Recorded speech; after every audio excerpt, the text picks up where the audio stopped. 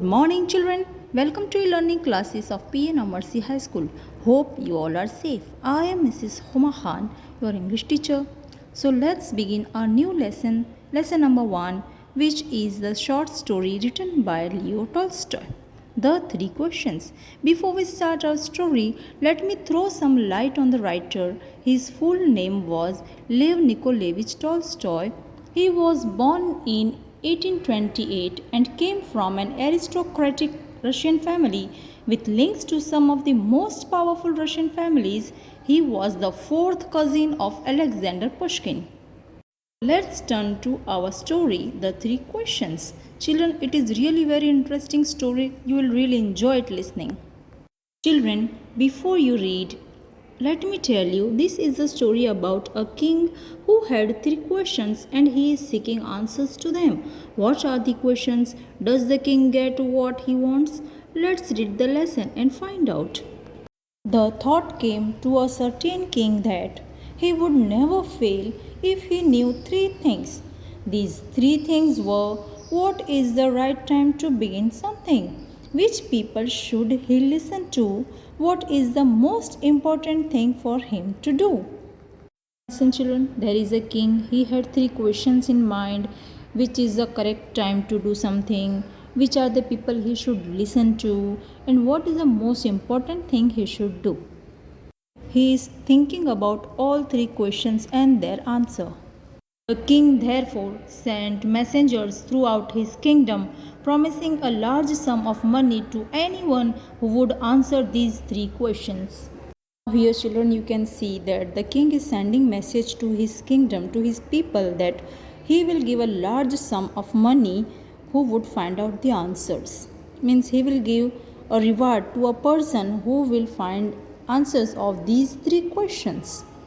Many wise men came to the king, but they all answered his questions differently. In reply to the first question, some said the king must prepare the timetable and then follow it strictly. In this way, they said, could he do everything at its proper time? Others said that it was impossible to decide in advance the right time for doing something. The king should notice all that was going on, avoid foolish pleasures, and always do whatever seemed necessary at the time. Yet others said that the king needed a council of wise men who would help him act at the proper time.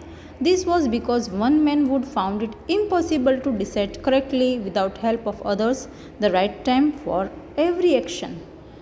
Since children, all opinions differ to each other. Some said make timetable, others said avoid pleasure and do what is necessary. Some said he need counsel of wise men to advise him. Means all the answers were different to each other.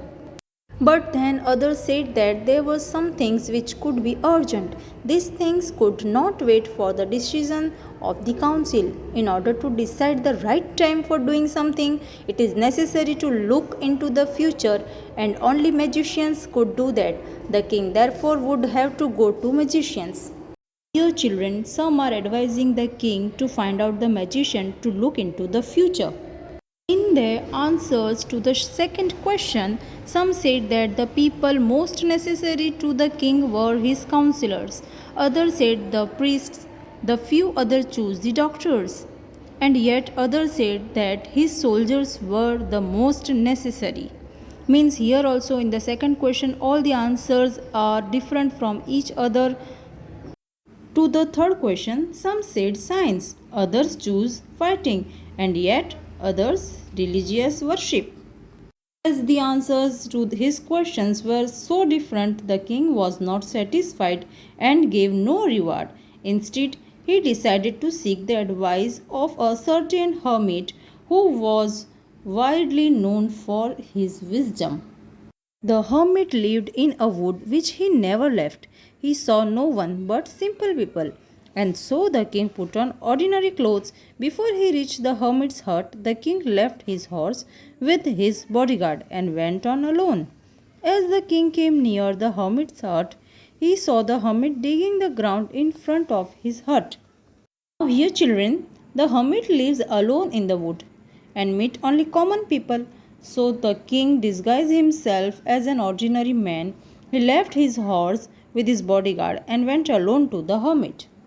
Now here when he reached near the hermit's hut, he saw that hermit was digging a ground in front of his hut. Hermit greeted the king and continued digging. The hermit was too old and weak, and as he worked, he breathed heavily. The king went up to the hermit and said, I have come to you, wise hermit, to ask you to answer 3 questions. How can I learn to do the right thing at the right time? Who are the people I need most, and what affairs are the most important? The hermit listened to the king but did not speak. He went on digging. You are tired, said the king. Let me take the spade and work in your place. Now, here, children, the king saw that hermit was really very tired. So the king is trying to help him. He said, you give me your spade, I will work in your place. So what happened now? Hermit thanks him and give his spade to the king, and then he sat down on the ground.